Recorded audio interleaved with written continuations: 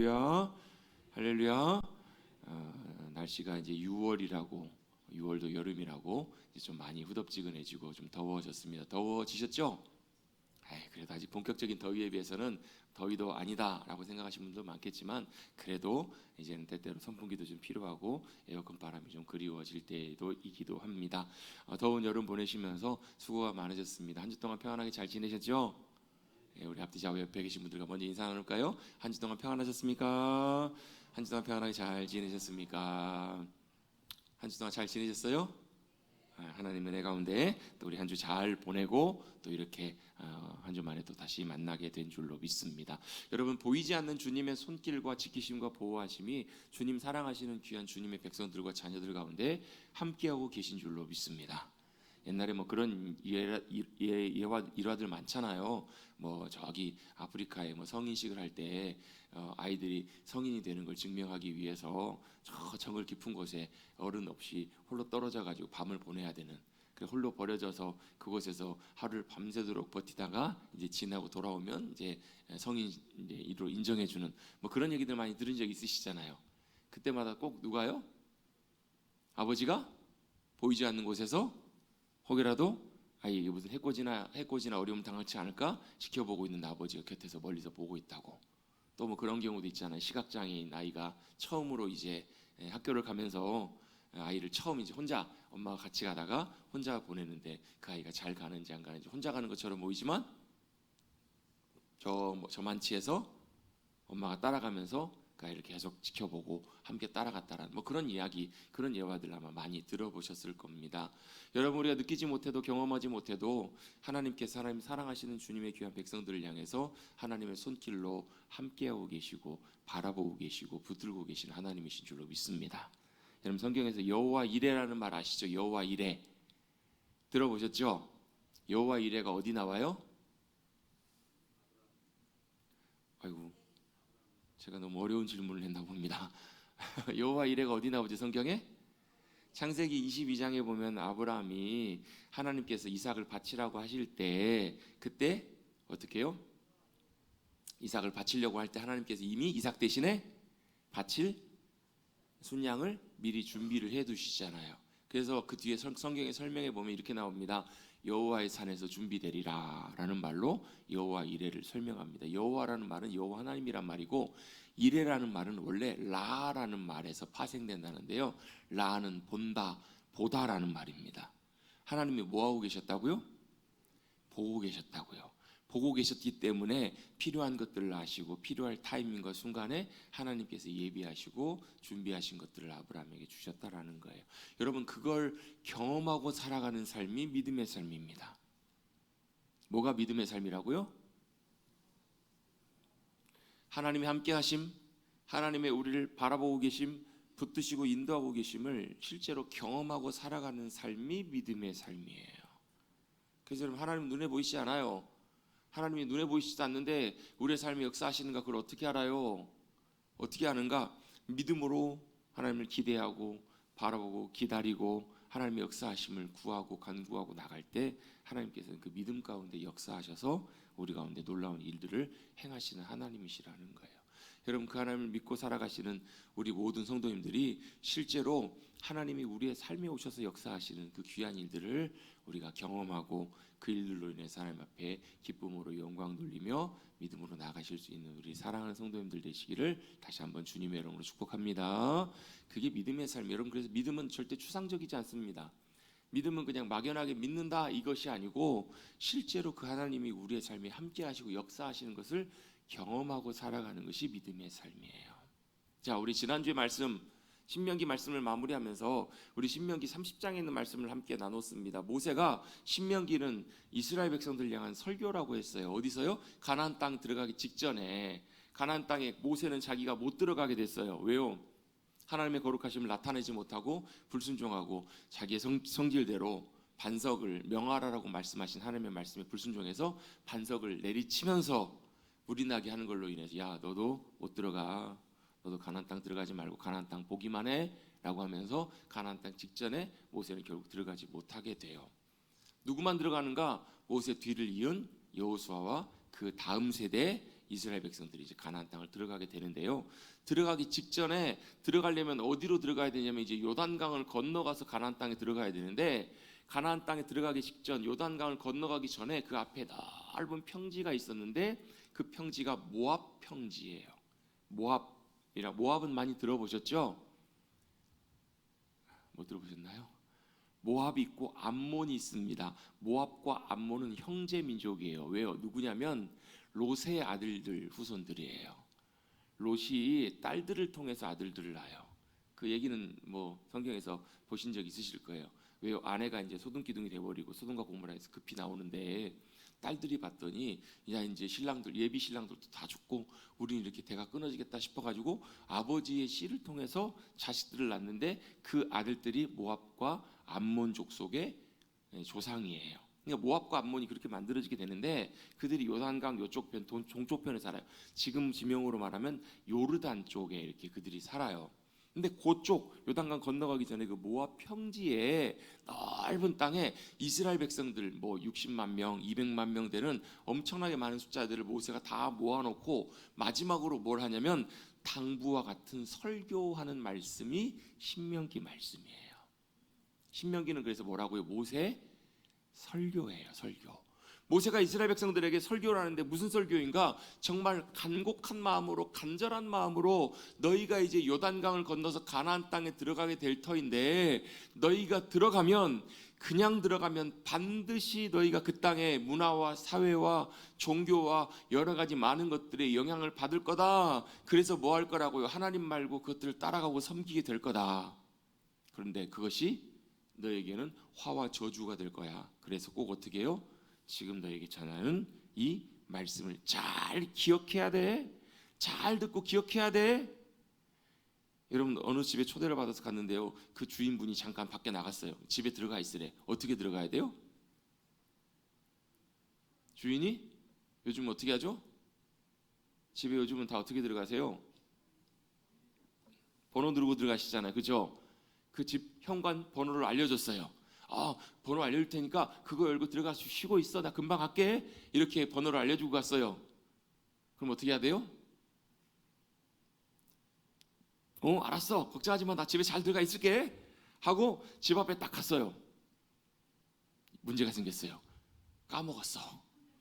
번호를 까먹었어요. 집에 들어갈 수 있어요? 없어요? 다시 전화를 하든가 물어보든가 이래야 되겠죠. 요즘이야 전화가 있으니까 그렇지. 옛날에는 여러분 그런 거 없을 때 어땠어요?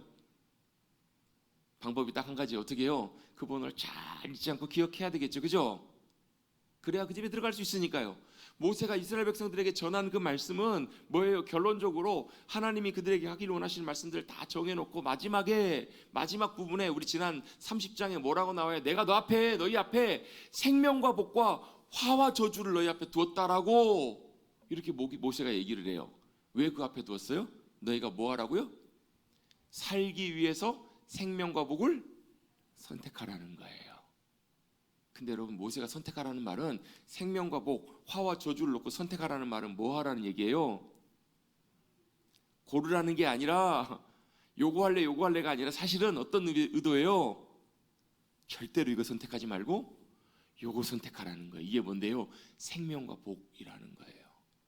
생명은 뭐예요? 물론 사는 게 생명이죠. 성경에서 말씀하는 생명은요, 생명이신 하나님이 그들 가운데 우리 가운데 함께 하셔서 역사하시는 거, 그게 생명이에요. 어떻게 역사하세요?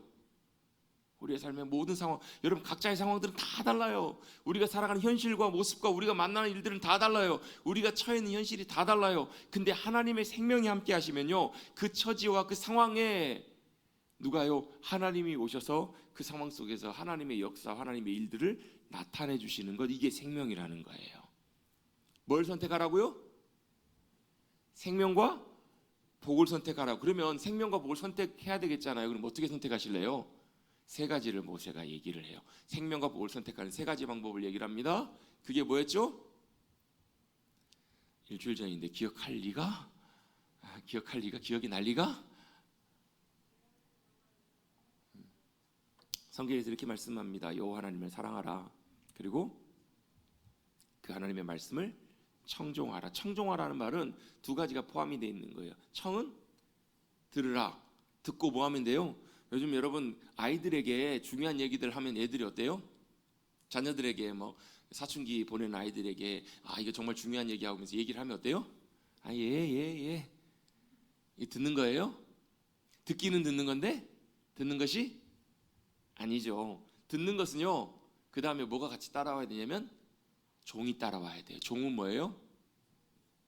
따르는 것, 순종하는 거예요. 듣고 따르라는 말이에요. 듣고 순종하는 것, 그것이 두 번째 방법임을 얘기해요. 마지막 세 번째는 뭐였냐면 여호와를 그를 의지하라. 의지하라는 말은 다바크라는 말이에요. 붙어 있으라는 말이에요. 하나님께 딱 붙어 있으라. 그러면 제가 다 붙어 있는 방법이 여러 가지가 있지만 그 중에서 예배 하나에 대한 부분 말씀드렸어요. 시편 73편의 말씀을 예를 들면서 시편 73편의 기자가 어때요? 사람들을 봤더니 악인이 있어요. 근데 악인들이 잘 돼. 얼마나 잘 돼요? 갈수록 더 부가 많아지고요. 악한 대로 사는데 나이가 들어 죽을 때까지 아프지도 않아. 더 건강해요. 더 잘 되는 것 같이 보여요. 모든 하는 일들이 잘 되고 막 포악을 행하고 악한 일들을 행하는데도 아무런 일들이 없어요. 그러면서 이런 얘기를 해요. 야, 하나님이 나 안 본다. 하나님 나 안 보니까 이렇게 내가 형통하고 잘 살지. 이렇게 비꼬면서 이렇게 얘기를 하더라는 거예요. 그걸 보는 시편 73편의 기자가 속이 상해요. 마음이 상해요. 마음이 속이 상해가지고 어떻게 해요? 마음이 좋지 않아가지고 이렇게 있다가 그가 어디를 가요? 성전에 올라가게 돼요. 여러분, 성전에 올라간다는 말, 예배라는 말이 지난주 설명드린 것처럼 여러분 이렇게 모여서 예배 드리는 거, 이건 여러분 예배의 형태이고 형식이에요. 예배의 진짜 중요한 본질은 뭐냐면 우리의 예배를 받으신 하나님 앞에 서는 거예요. 하나님 앞에 나아가는 것이 예배예요. 그래서 예배는요, 우리가 이 자리에서도 예배할 수 있고요, 또 어디서요? 집에서도요. 그럼 이런 분들이 그러니까 예배 우리 집에서 드려도 되겠네, 이런 차원으로 말씀드리는 것이 아니라요, 내가 삶에 서 있는 그 자리가, 내가 일하는 그 자리, 일터가. 그래서 여러분 유명한 책이 있어요. 하나님의 임재 연습이라는 로렌스 형제가 쓴 책에 보면요, 그분은 수도원에서 평생 동안 뭐 했냐면 밥하는 일을 했어요. 수도원에서 평생 동안 뭐예요? 죄송합니다, 이런 표현을 써서 부엌대기, 부엌에서 일하는 그 일을 했다고요. 그런데 그가 부엌에서 일하는 그 자리에서 뭘 경험했는가? 그곳이 예배의 자리가 되는, 그곳에서 하나님의 함께 하심을 그곳에서 경험하고 살았다고요. 여러분, 예배 자리는요, 부엌이 예배 자리가 될 수 있고요, 차 안이 예배 자리가 될 수 있고요, 내가 걸어가는 그 길이 예배 자리가 될 수 있고요, 다툼과 갈등이 있는 그 자리도 예배 자리가 될 수 있어요. 왜요? 그 순간에 그 자리에서 내가 어떻게 해요? 하나님 앞에 믿음으로 서리라. 내가 하나님을 믿음으로 바라리라. 내가 하나님을 기뻐하리라. 믿음으로 서는 그 자리가 예배 자리가 될 수 있기 때문에 그래요. 여러분, 이 자리에서도 예배하시고 우리의 삶의 자리에서도 주님 앞에 서시는 참된 예배 자리 되시길 주님의 여러분을 축복합니다. 그렇게 성전에 올라가면서 주님 앞에 섰더니 그제서야 뭐가 보여요? 하나님이 어떻게 역사하실지가 보여요. 그가 그렇게 평안하게 잘 사는 것처럼 보이지, 하나님이 반드시 공의대로 그들을 대하실 것을, 처리하실 것을 하나님께서 깨닫게 하세요. 그러면서 뭐가요? 내 육신과 내 마음은 갈수록 쇠약하고 연약하지만 어떻게 해요? 주님이 나의 분기시시고 힘과 능력이 되시더라. 그걸 깨닫게 돼요. 그러면서 뭐라고 고백해요? 하늘을 쳐다봐도 내 주님밖에 없고 땅을 바라봐도 내가 사모하고 의지할 분이 누구밖에 안 계시다고요? 하나님밖에 안 계십니다 라는 것을 그가 깨닫고 고백하게 돼요. 그게 예배예요. 그게 하나님 앞에 믿음으로 서는 자리예요. 여러분, 그 자리에 서실 수 있게 되기를 축복합니다. 그렇게 섰더니 뭐예요? 과거에 그렇게 있었던 마음 속상했던 그 모든 것들이 싹 사라지고 어때요? 주님께 소망이 두게 되고요, 내 마음속에 어때요? 평안과 기쁨이 부어지게 돼요. 우리 아까 찬양 때 찬양했잖아요. 무슨 찬양했어요? 내 마음에 한 노래가 있어요. 무슨 노래예요? 주님이 우리에게 주시는 평안과 기쁨이 우리 안에 채워졌기 때문에 그걸 노래하고 찬양하겠습니다. 이게 찬양이고 예배예요. 여러분 안에 뭐가 있으십니까? 여러분의 심령과 마음속에는 뭐가 가득 채워져 있으십니까? 여러분, 우리가 예배 자리에서, 예배 자리 주님 앞에 믿음으로 서서 오늘 이 시간뿐만 아니라 여러분의 삶의 자리에서, 여러분 현실 삶의 자리에서, 여러분 시끄럽고 복잡하고 분주한 여러분의 삶의 현실 속에서 여러분이 주님 앞에 믿음으로 서기를 원하고 그렇게 믿음으로 설 때 어떤 역사가 벌어지냐면 다바크의 역사가 일어나요. 하나님을 의지해서 붙는 역사가 일어나요. 그때 어떻게 해요? 하나님이 주시는 하늘의 평강과 확신과 담대함과 역사하심들이 저와 여러분의 심령 가운데 부어지게 될 줄로 믿습니다. 그 은혜를 누리고 승리하시는 우리 사랑하는 성도님들 되기를 간절히 바랍니다. 죄송합니다. 제가 갑자기 괜찮다가 2부 예배 직전에 갑자기 지금 제가 한 번씩 알러지 같이 있거든요. 기침을 한 번씩 해요. 그래서 막 콧물이 나거나 가끔 예배 시간에 제가 설교하다가 기침을 막 할 때 있잖아요. 그게 이제 알러지처럼 이렇게 오는 것 같아요. 갑자기 한 5분 전쯤인가 기침이 막 나와가지고 기침을 막 하고 갔더니 목이 가버렸어요. 그래서 목소리가 굉장히 좀 탁하고 그렇다고 해도 은쟁반에 굴러가는 소리는 아닐지라도 여러분 그 말씀에 귀 기울여서 집중하셨으면 좋겠습니다. 제가 이 말씀 왜 드리냐면요, 제가 지금 많이 힘들어요. 목 말하는 게. 조금 이해를 해주시고, 우리에게 하나님께서 말씀하기를 원하시는 그 음성에 우리가 잘 집중해서 들으셨으면 좋겠어요. 여러분, 하나님의 말씀하시면요, 우리 귀로 듣는 것이 아니라 우리의 영혼으로 듣는 거예요. 그래서 하나님께서 말씀하실 때 물론 우리 귀로 소리가 들어오지만, 여러분 이 소리가 들어와도 우리의 영혼의 마음에 이 소리가 들리지 않으면 하나님의 말씀으로 우리의 마음속에 들려지지 않아요. 그런데 성령님께서 역사하시고 하나님이 우리에게 말씀하실 때 이 소리가 어디로 들리냐면 우리의 마음으로, 생각으로 들어오기 시작해요. 그래서 그 소리가 들려지고 마음에 채워지기 시작하고 울려져요. 우리 마음을 움직이기 시작해요. 그게 하나님이 우리에게 말씀하시는 방법이에요. 그것이 여러분 굉장히 중요합니다. 그 소리가 듣고, 그 소리를 듣고 우리가 순종하고 주님을 따라가게 될 때, 주님께 딱 붙어 있을 때 주님의 놀라운 인도하심과 역사하심들을 우리가 경험할 수가 있어요.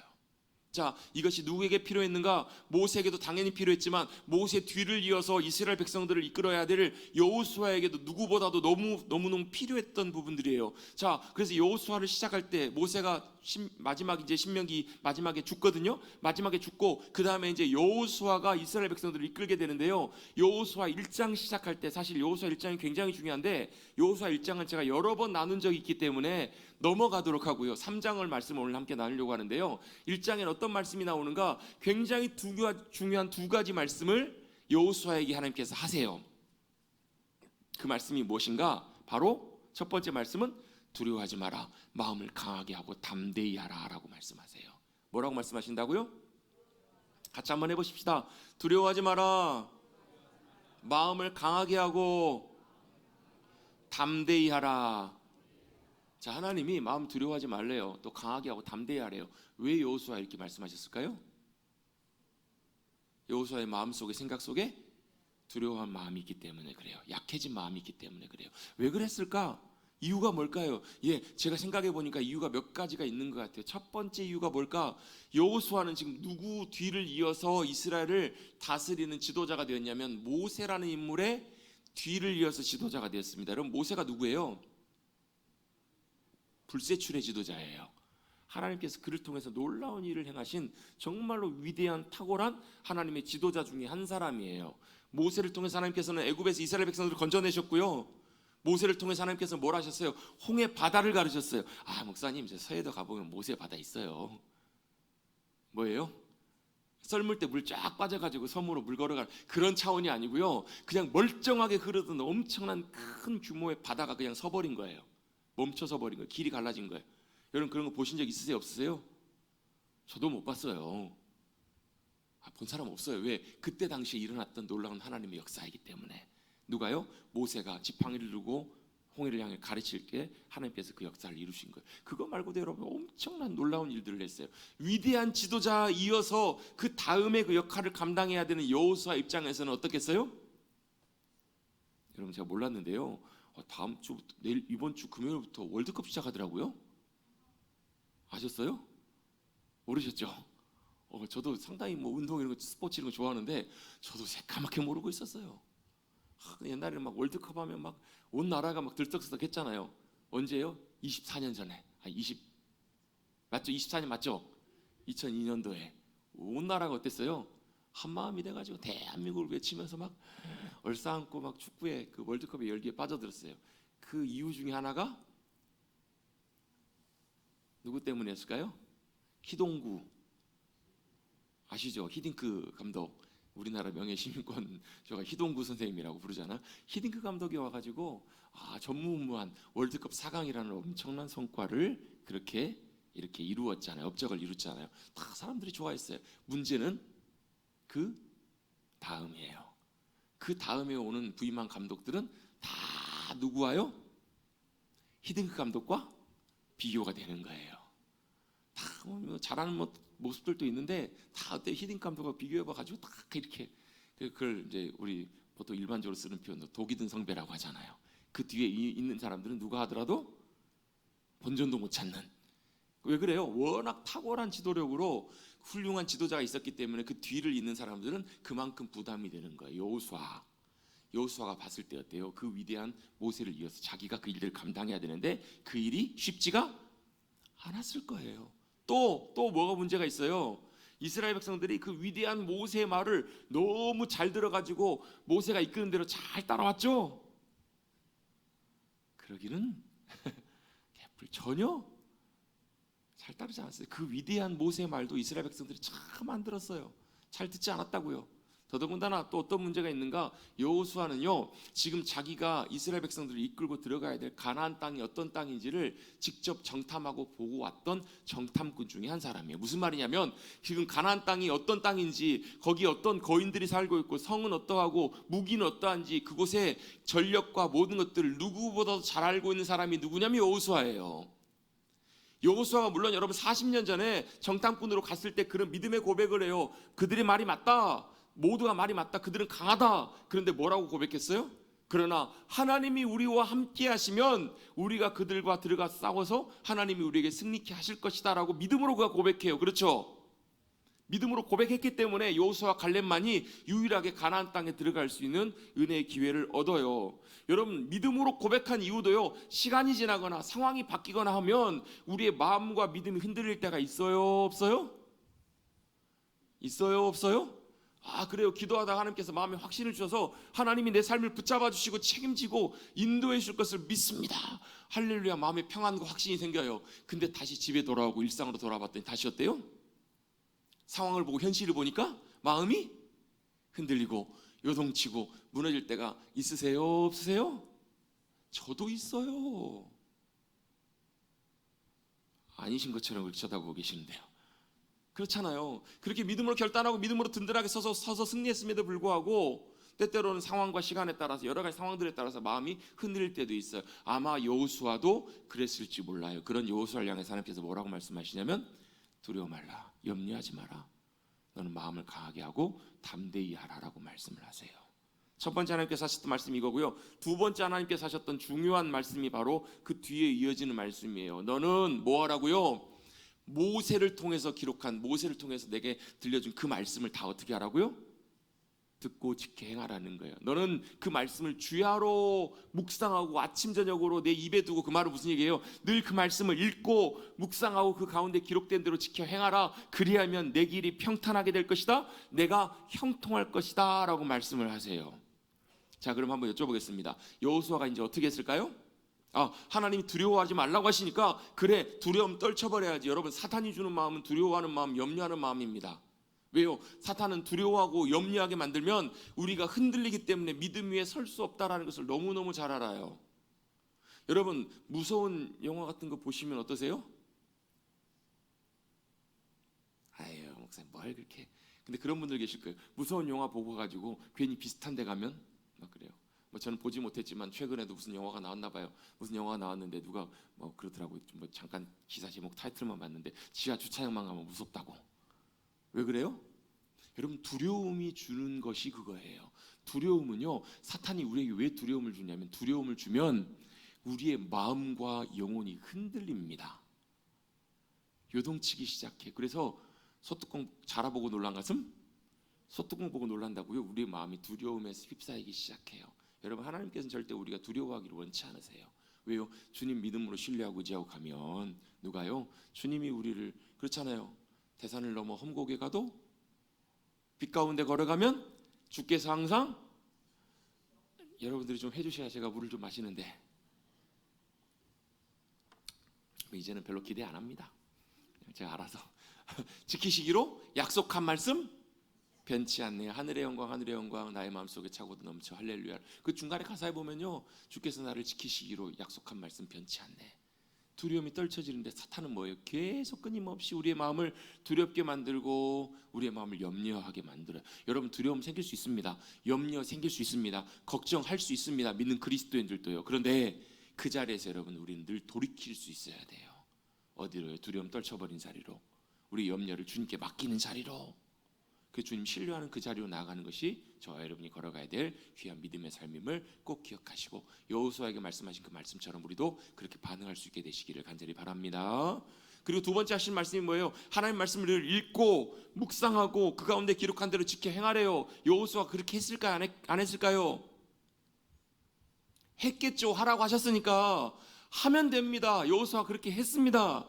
그랬겠죠. 근데 문제는 뭐냐면 그 당시에 성경이 아마 있었다면 아마도 어디까지 기록이 돼 있을까요? 여호수아 앞에까지 모세가 기록한 하나님의 말씀이 아마 하나님의 말씀이었겠죠. 지금처럼 여러분 성경 66권이 다 있진 않았겠죠. 왜요? 여호수아는 그 시대를 산 것이 아니니까. 그렇죠? 맞아요, 틀려요? 제가 이거 안 하려고 그랬는데 기어요, 아니에요? 맞아요, 틀려요? 맞죠? 예, 아니었을 거예요. 아마 여호수아는 그 앞에 기록되어 있는 모세를 통해서 하신 그 말씀을 아마 많이 읽었을 거예요. 묵상했을 거예요. 늘 읽고 가까이 했을 거라고요. 근데 문제는 뭐냐면 거기에 뭐가요? 지금 이제 그 다음에 어떻게 해야 될지, 요단강은 어떻게 건너가야 될지 거기에 써 있어요? 안 써 있어요? 안 써 있다고요. 거기에 요단강을 어떻게 건너가야 되는지 그것이 기록이 되어 있지 않아요. 여러분, 하나님의 말씀을 읽고 묵상하고 지키라. 이 말씀 안에 담겨 있는 굉장히 중요한 포인트가 하나 있습니다. 여러분, 하나님의 말씀을 읽고 지켜야 되니까 이 완전하신 하나님의 말씀이신 성경을 다 읽으십시오. 그리고 지켜 행하십시오. 그런데 여기 이 성경 안에 뭐가 2026년 6월을 살아가는 우리의 삶의 형편과 모습은 나와 있지 않다라는 거예요. 그래요, 안 그래요? 맞죠? 지금 우리 시대를 살아가는 우리의 형편과 처지와 모습이 성경에는 안 나와 있어요. 여호수아 입장에서 보면요, 요단강을 어떻게 건너가야 되는지, 여리고성을 어떻게 싸워야 되는지 이게 여러분 기록된 성경에는 안 나와 있다고요. 그럼 하나님의 말씀을 읽고 지키는 것이 의미가 있어요, 없어요? 없을 수 있다라는 거예요. 그러면 하나님이 말씀하시고 그 말씀을 듣고 순종하여 지킨다는 말씀이 어떤 의미인지를 우리가 좀 생각해 봐야 돼요. 하나님은 우리에게 성경을 기록하셔서 우리에게 던져주시면서 야, 여기에 기록된 말씀대로 잘 살아, 이렇게 살면 돼, 이렇게 성경을 그냥 성경만 주시는 분이 아니시라는 거예요. 하나님은 어떤 분이세요? 지금도 살아계세요. 그리고 하나님은 어떤 분이세요? 지금도 우리와 함께 하시는 분이세요. 그러시기 때문에 뭐 하시냐면요, 살아계셔서 함께 하시기 때문에 저와 여러분에게 지금도 말씀하시는 하나님이세요. 여러분, 외국에 나가면 외국의 말을 여러분 우리가 공부하지 않고 배우지 않으면, 거기 자꾸 보지 않으면 알아들어요? 못 알아들어요? 아니, 표정들은 다 아유 목사님 다 알아들어요, 그런 표정으로 쳐다보고 계시는데요. 여러분, 우리가 특별히 공부하거나 여러분 그곳에서 살면서 말을 익숙하게 계속 접하고 듣고 익숙해지지 않는 한 우리는 그 말이 무슨 말인지 잘 알지 못한다고요. 여러분, 우리가 못 알아들어서 그렇지 하나님이 여전히 지금도 우리에게 말씀하고 계세요.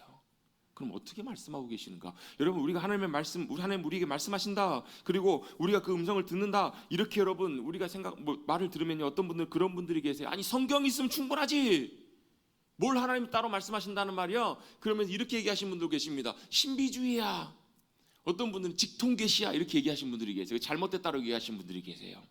그런데 여러분, 그것은 조금 어긋난, 빗나간 좀 잘못된 부분들이 많아요. 예를 들면 아까 말씀드렸던 것처럼 하나님은 우리에게 성경 던져주시면서 너 이렇게 살아, 이렇게 말씀하신 분이 아니시라고요. 그런 이론들이 있습니다. 그런 신학적인 이론들이 있는데요, 이신론이라는 게 있어요.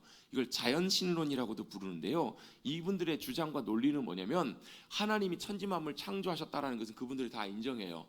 하나님은 완전하게 세상 모든 만물을 다 지으시고 만드신 분은 맞다, 만드셨다. 그런데 만드시고 뭐 하신 거냐면, 그리고 나서 우리 인간에게 모든 걸 다 맡겨주셔서 우리 인간이 어떻게 해요? 그 자연의 이치대로 선하게 우리가 잘 살면 된다, 이렇게 주장하는 분들이 있어요. 그분들의 입장을 이신론이라고 해요. 마치 뭐하고 같냐면, 시계 정말 전문가가, 시계 만드는 사람들 있잖아요, 장인이 시계를 잘 완벽하게 만들어 놔요. 그리고 태엽을 잘 감아놔요. 태엽을 잘 감으면 시계가 잘 가요, 안 가요? 잘 가겠죠. 그리고 맡겨놓고 떠나버린 거예요. 시계가 가고 있으니까. 하나님이 이런 분이시라는 거예요. 그래서 뭐예요? 하나님이 지금 이 시간에 우리 가운데 역사하셔서 함께 하시는 것들을 인정하지 않아요. 하나님은 그냥 만들어 놓으시고 지켜보고 계시는 분이시고, 팔짱치기 지켜보시는 분이시고, 우리가 여기서 지혜롭게 도덕적으로 선하게 잘 살면 돼, 이렇게 주장하는 분들이 이신론자들이에요. 자연신론자들이에요. 이건 성경적인 진리가 아니에요. 왜요? 하나님은 지금도 여전히 역사하시는 분이시잖아요. 여러분, 저를 따라 그냥 같이 한번 고백해 보십시다. 오늘 뭐 제가 따라하라고 말 안 했잖아요. 하나님은 살아계셔서 지금도 함께 하시고 역사하시는, 일하시는 하나님이십니다. 아멘. 여러분 진짜 믿으세요? 그걸 경험해 보십시다. 어떻게 해요? 우리의 삶이 하나님 눈에 안 보이시는데 어떻게 알아요 우리가? 아니 하나님 눈에 보이시도 않는데 어떻게 알아요? 그런데요, 알아요. 아, 이거 하나님이 하셨구나, 이거 하나님 역사하시는구나, 이걸 우리가 경험하고 알 수 있다라는 거예요.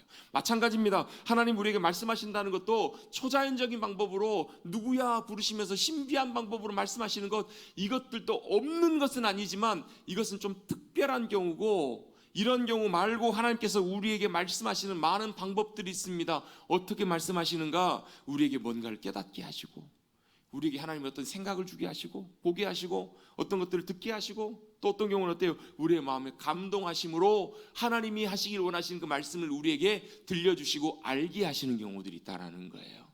제가 자주 이걸 설명하면서 이런 말씀 드립니다. 여러분 목사님들이 여러분 그냥 목회자가 되는 게 아니거든요. 하나님이 어떻게 목회자로 부르시기 때문에 신학교를 가고 준비가 돼서 목회자를 해요. 그런데 문제는 뭐예요? 성경에 제 이름이 나와요, 안 나와요? 안 나와요. 그런데 어떻게 알아요? 성경을 읽다가 기도하다가 어떤 말씀들을 통해서 하나님께서 우리에게 감동하시고 말씀하시는 경우들이 있어요. 그런 경우 있잖아요. 내 얘기가 아닌데 남의 이야기인데, 수가성 여인의 이야기를 읽다가 맞아, 내가 우물물을 찾는 것처럼 갈급하고 있네. 그러다가 누구를요? 수가성 여인을 찾아오신 예수님을 우리도 만나는 경우들이 있어요. 마음에 염려와 두려움이 있었어요. 마음에 염려와 두려움인데 성경을 읽다가 어떤 말씀을 읽었을까? 여러 가지 말씀이 있겠죠. 도단성의 예를 한번 들어보십시다. 도단성에 엘리사가 있는데 엘리사를 잡으러 아람 군대가 다 진을 치고 둘러싸고 있어요. 그때 뭐라고요? 엘리사가 어때요? 두려워하지 말라는 거예요. 저들 군대보다 우리를 지키는 하늘의 군대가 훨씬 더 많다고. 그 눈을 들어서 보게 해주십시오 했더니 게하시 눈에 그게 보이잖아요. 사환의 눈에 보였더니 어때요? 그렇구나, 우리와 함께 하신 하나님의 군대가 더 크구나. 이 말씀을 읽다가 뭐가 보여요? 뭐가 깨달아져? 하나님의 지키심과 붙드심이 나를 붙들고 계시는구나. 천만이 나를 둘러싸 진칠지라도 내가 어때요? 두려워하지 않겠다고 주님께서 우리 마음속에 깨닫게 하시고 감동하시고 보여주시는 거예요. 그게 하나님 우리에게 말씀하시는 거예요. 그게 하나님의 음성을 듣는 거예요. 그래서 성경 읽는 것이 중요합니다. 그래서 기도하는 것이 중요합니다. 그런데 그것들을 통해서 하나님께서 어떻게 해요? 우리에게 하나님의 마음을 알게 하세요. 하나님의 의도를 깨닫게 하세요. 하나님이 지금 우리에게 보게 하신 것들을 보게 하시는 것, 그것이 하나님의 음성을 듣는 거예요. 우리가 그 음성을 들을 때 어떻게 해요? 우리의 영혼이 살아나요. 우리가 그 음성을 들을 때 어떻게 해요? 듣고 따라가게 되면 하나님께서 역사하시고 일하시는 놀라운 일들을 경험하게 됩니다. 여러분 우리 각자의 상황들은 다 달라요. 그런데 하나님께서는 그 상황마다 우리에게 여전히 말씀하시고 우리에게 그 음성을 들려주시는 하나님이시라는 거예요. 할렐루야. 그 하나님의 말씀을 듣고 그 음성을 따라 믿음으로 따라가시는 우리 모두가 되시기를 주님의 이름으로 축복합니다. 자, 다시 한번 돌아봅니다. 성경 본문에 보면 이제 여호수아가 뭘 해야 되는가? 요단강을 건너가야 됩니다. 요단강을 건너가기 위해서는 뭘 해야 될까요? 1번 배를 만들어 지나간다. 2번 가교 임시 다리를 만들어서 건너간다. 3번 물이 그래도 걸어서 건너갈 만한 데가 있는지 찾아본다. 정답이 뭘까요? 어떻게 해야 될까요? 뭐예요? 여호수아가 해야 됐던 가장 중요한 일은 바로 뭐예요? 요단강을 건너는 말씀하시는 하나님의 음성을 듣는 거예요.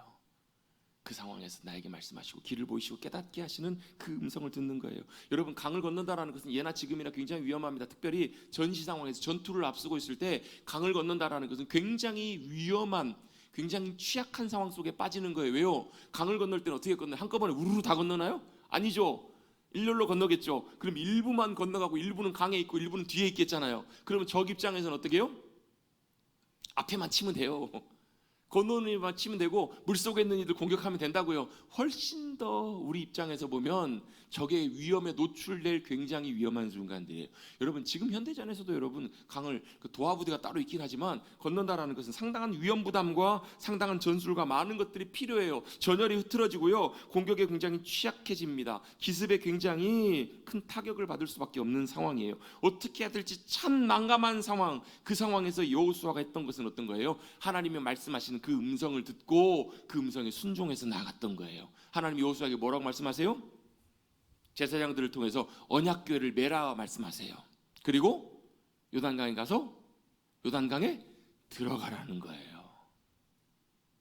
요단강이 그 당시 어떤 상황이었는가? 오늘 본문에 보시면요, 16절, 17절에 보시면 15절에 보시면요, 요단이 곡식 거두는 시기에는 항상 언덕에 넘치더라. 자, 언덕이 물이 있고 있으면 옆에 이제 뭐 약간 언덕 같은 이런 게 있겠죠. 근데 어때요? 곡식을 추수하는 그 시기에는 이 언덕이 넘친다는 말이 무슨 말이에요? 요때는 그 이스라엘에 보면 비가 많이 오진 않지만 비가 오는 시기들이 있거든요. 그래서 이른 비와 늦은 비가 내리는 시기가 있는데 대체적으로 이때가 아마 늦은 비가 내리는 시기일 거예요. 비가 내리면 이스라엘도 상당히 때때로 어떨 때는 비가 좀 오기도 합니다. 제법. 그래서 보면 그 와디라고 하거든요. 이스라엘 뭐 가보면 메마른 광야 같은데 협곡 같은 데가 있어요. 아무것도 물도 없어요. 근데 거기 갑작스럽게 한 번씩 비가 내리면 갑작스럽게 급류가 생기기도 하고, 심지어 어떤 경우에는 그걸 잘 모르고 지나가는 관광객들이라는 사람들은 급류에 휩쓸리기도 하는, 익사하기도 하는 그런 일들도 종종 일어나기도 합니다. 이스라엘도 이렇게 비가 올 때는 강물이 어때요? 차고 넘칠처럼 이렇게 빗물이 많이 흘러갈, 강물이 많이 흘러갈 그럴 때가 있어요. 그때가 바로 지금이에요. 지금 여러분, 강을 건너려면 언제 건너야 돼요? 여러분 요즘도 보면 이렇게 천변 같은 공사 같은 거 하잖아요. 공사 같은 거 이렇게 뭐 이게 뭐죠? 이렇게 이게 막 이거 막기도 하고 이런 천변 공사를 하는데 주로 언제 하나요? 네, 비 안 올 때, 비 많이 안 올 때, 그래서 강물이 많이 말라 있을 때 물을 막 공사를 하잖아요. 여러분, 강을 건너려면 그럴 때 건너는 것이 훨씬 유익할 거예요, 유리할 거예요. 근데 여러분, 이때가 언제냐면 강물이 창이라고 넘쳐날 때예요. 그때 뭐 하라고 하나님께서 제사장들이 언약궤를 메고 강물 안으로 들어가라는 거예요. 들어가면 어떻게 될 거라고요? 하나님 일하심이 나타날 거라는 거예요. 여러분이 만약에 제사장들이면 여러분 강에 들어가실래요? 안 들어가실래요? 하나님 강 갈라주시면 들어갈게요. 이랬을 거예요. 왜요? 그들은 경험이 있어요. 무슨 경험이요? 홍해를 하나님께서 갈라주셨던 경험이 있잖아요. 홍해를 하나님께서 쫙 갈라주시고 그들 앞에 걸어갈 수 있는 길을 주님이 쫙 내주시고, 이스라엘 백성들 어떻게 해요? 할렐루야 찬송하면서 기쁨으로 그 길 걸어갔다고요. 근데 지금은 어때요? 요단강이 갈라졌어요? 안 갈라졌어요? 안 갈라졌어요. 그대로 넘치도록 흐르고 있어요. 들어갔다가 휩싸이면 어떻게 돼요? 물살에 휩쓸리면 어떻게 돼요? 자칫 죽는 거죠. 그런데 하나님께서 여호수아에게 말씀하신 그 말씀을 어떻게 해요? 그대로 순종해서 나아가는 것을 보게 됩니다. 그리고 결과는 우리 잘 알고 있는 것처럼 요단강이 갈라져요. 그리고 물이 양쪽에 서서 사람들이 걸어갈 수 있는 길이 요단강 가운데 열리는 것을 성경은 우리에게 말씀해 주십니다. 물론 여러분, 이 요단강이 갈라진 사건은 역사상 딱 한 번 있었던 사건이에요. 지금 여러분, 우리 혹시라도 성지순례 가가지고 요단강에 가가지고 언약궤 만들어가지고 한번 메고 한번 들어가 봅시다. 그럼 갈라져요? 안 갈라져요? 안 갈라져요. 왜 안 갈라져요? 주님이 말씀하실 때 우리가 믿음으로 순종해서 그 일들이 일어나요. 여러분, 이걸 뭘 의미할까요? 지금도 하나님께서 우리에게 말씀하시는 것들이 있어요. 제가 때때로 어떨 때 보면 가끔 제가 어떤 분들을 위해서 기도해 줄 때, 어떤 분들이 뭐 어디 몸이 아파서 아니면 어떤 일 때문에 기도해 주세요 라고 해서 제가 기도할 때요, 가끔 그런 마음, 그런 감동이 들 때가 있어요. 그 문제를 놓고 기도하고 있는데, 그 일을 놓고 하나님 이거 고쳐주세요, 하나님 이거 해결해 주세요, 이걸 갖고 기도하고 있는데요, 갑자기 제 마음속에 그런 마음들을 하나님께 주실 때가 있어요. 다른 거를 위해서 기도해야 될 때가 있을 때가 있어요. 다른 뭔가가 지금 문제가 있고 다른 문제 뭔가가 해결돼야 할 그런 부분들이 있어서 그걸 놓고 하나님께서 기도하기를 원하실 때가 있어요. 왜 그럴까? 그 문제 앞에서 순종하는 것들이 더 앞서고 중요하기 때문에 그때 하나님께서 그걸 말씀하시고 그걸 우리가 순종하게 되면요, 나머지 것들은 기도 안 해도 그냥 자연스럽게 해결되는 그런 경우들도 있거든요. 그게 뭐예요? 하나님이 지금도 우리 상황 속에서 여전히 뭐하고 계시냐면 말씀하고 계시고, 그 말씀에 우리가 순종해서 나아갈 때 하나님의 역사를 이루어 가신다라는 거예요. 제가 얼마 전에 어떤 목사님 간증을 하나 좀 들었는데요, 그 목사님은 믿지 않는 가정에서 태어나셨대요. 사돈팔촌 그 주변에는 아무도 믿는 사람이 없는, 그 어머니 아버지도 굉장히 그게 강해서 교회 얘기만 꺼내면 화를 내는. 그래서 고등학교 때인가 한 번은 교회가 엄마는 왜 그렇게 교회를 싫어해? 이런 말 한마디 꺼냈다가 어머니가 조용히 주방을 가시더니 식칼을 들고 오시더라는 거예요. 내 앞에서 한 번만 더 교회 얘기 꺼내면 네가 죽든지 내가 죽든지 할 거라고. 그만큼 적개심을 가진, 이유는 모르겠습니다. 아무튼 그렇게 예수 믿는 분들이 아무도 없는 그 집에서 태어나 자랐던 그분이 대학을 갔다가 대학교 때도 그냥 그렇게 그냥 지내다가 20대 중반쯤에 우연찮게 친구를 통해서 교회를 다니고 예수를 믿게 돼요. 근데 그때 하나님께서 엄청난 은혜를 주시는데 그때 교회를 갔는데 그때는 그렇더라는 거예요. 뭐 보통 설교를 듣거나 말씀을 들으면 그런가 긴가민가 하기도 하고 뭐 진짜 그래? 의심이 들기도 하고 여러 가지 막 그런 생각들이 들 때도 있어요, 없어요? 있겠죠, 있잖아요. 근데 그분은 처음 교회를 갔는데 그 말씀을 듣는데 그 말씀이 다 그냥 그대로 믿어지더라는 거예요. 그 다 동의가 되고 믿어지고 의심할 법한데 그 의심이 생기지 않더라. 여러분 그게 하나님의 은혜거든요.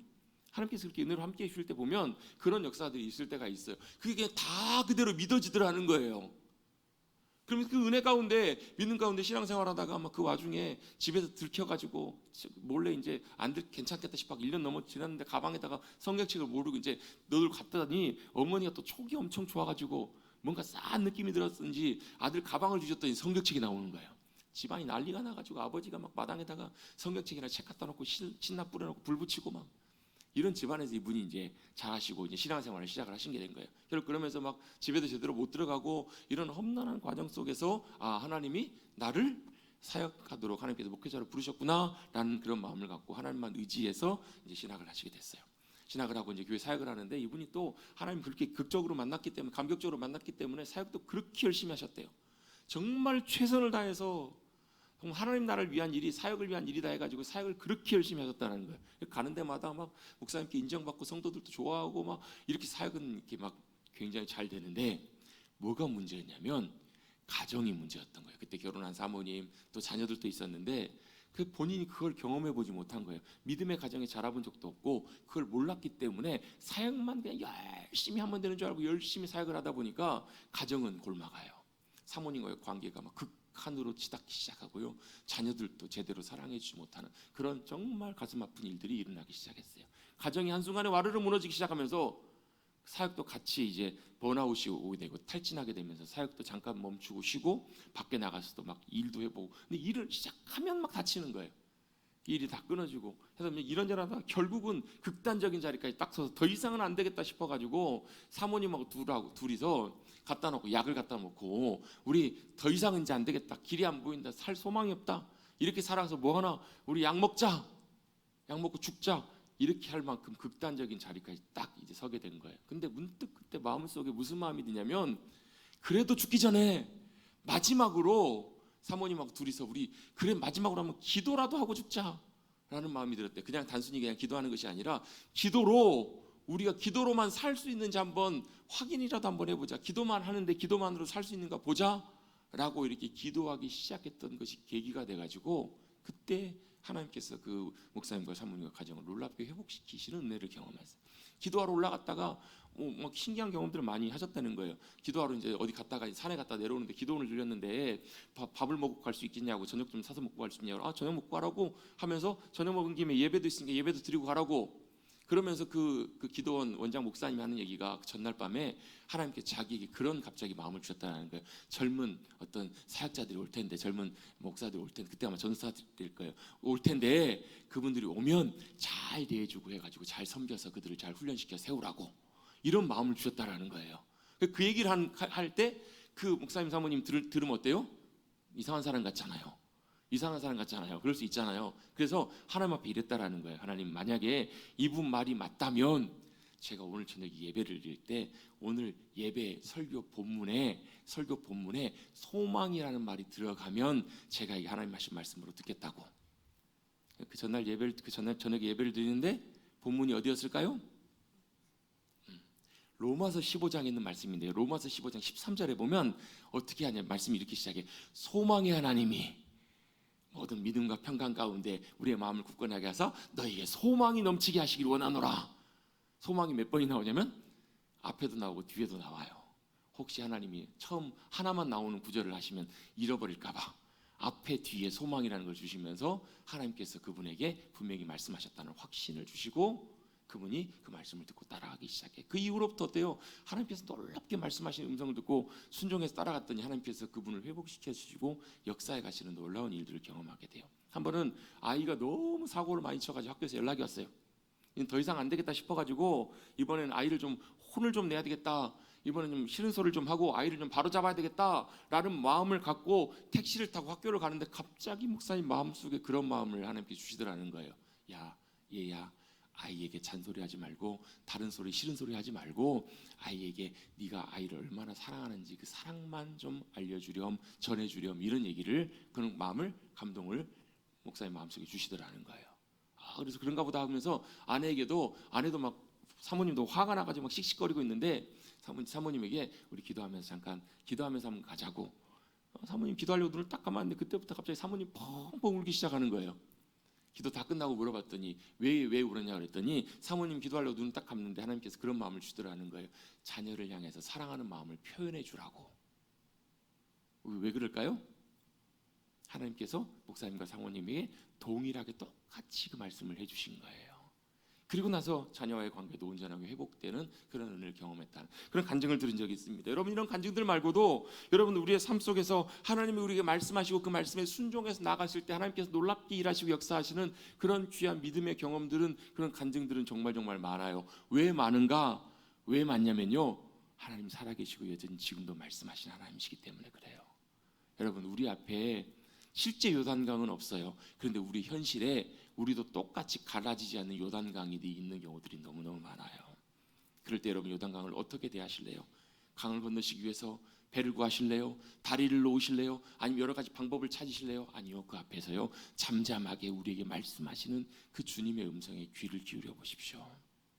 성경을 통해서 기도함 가운데 우리에게 말씀하시는 그 음성을 우리가 잠잠히 기다리실 때 하나님은 우리에게 말씀하십니다. 그 음성을 듣게 하세요. 그리고 그 음성을 듣고 그 다음에 뭐예요? 순종하시는 게 필요해요. 순종하고 결단하고 믿음으로 따라가서 발을 물속에 내딛기 시작할 때 주님은 일하시고 역사하기 시작하세요. 아무도 안 하시려나 봐요. 여러분 주님의 말씀에 순종해서 우리가 강으로 물을 딛고 들어가기 시작할 때 주님께서는 강물을 가르시고 역사하신 것 같이 저와 여러분의 삶과 현실과 모든 상황 속에서 하나님이 그렇게 역사하기를 원하시는 하나님이신 줄로 믿습니다. 여러분 그 주님의 음성을 듣고 우리의 삶에서도 요단강이 갈라지는 요단강을 건너서 승리하는 또 여리고성을 무너뜨리고 승리의 영광으로 주님 앞에 나가시는 우리 사랑하는 성도님들 우리 한 분 한 분 우리 모두가 되시기를 주님의 이름으로 축복합니다. 기대하세요. 뭘요? 하나님 우리에게도 말씀해 주세요. 그 음성 듣게 해주세요. 하십시다. 그렇게 그건 신령한 목사님들이 하는 말이 전혀 그렇지 않아요. 우리 모두에게도 하나님께서 그렇게 말씀하세요. 물론 그걸로 하나님의 말씀을 통해서 분별하고 확인하고 이런 과정들은 필요해요. 또 우리가 하나님의 말씀을 가까이 하고 또 기도의 자리에 주님 앞에 기다리는 것들도 너무너무 필요해요. 중요합니다. 그런데 그렇게 할 때 하나님께서는 저와 여러분에게 동일하게 말씀하셔서 우리의 길을 여실 것이고 우리 가운데 주님의 놀라운 일들을 행해가 주실 줄로 믿습니다. 저는 기대합니다. 우리 사랑하는 귀한 머릿돌교회 성도님들 가운데서도 요단강 앞에 섰을 때 말씀을 듣고 순종함으로 요단강이 갈라지는 놀라운 역사를 경험하시고 하나님께 영광 돌리시는 우리 사랑하는 성도님들 우리 모두가 되시기를 간절히 주님의 이름으로 축복합니다. 축복합니다. 기도하겠습니다. 하나님 감사합니다. 오늘도 6월을 시작하는 첫째 주일 주님 앞에 믿음으로 나와 예배드릴 수 있도록 우리를 부르시고 인도해 주셔서 감사를 드립니다.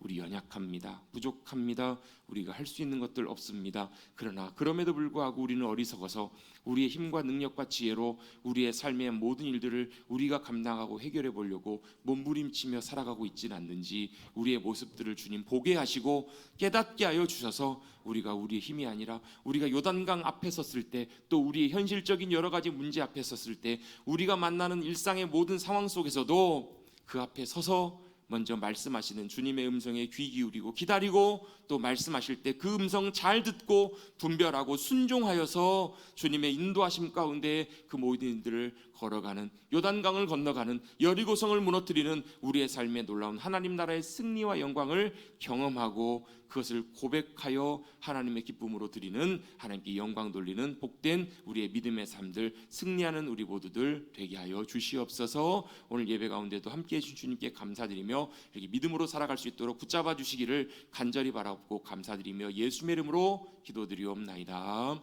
아멘.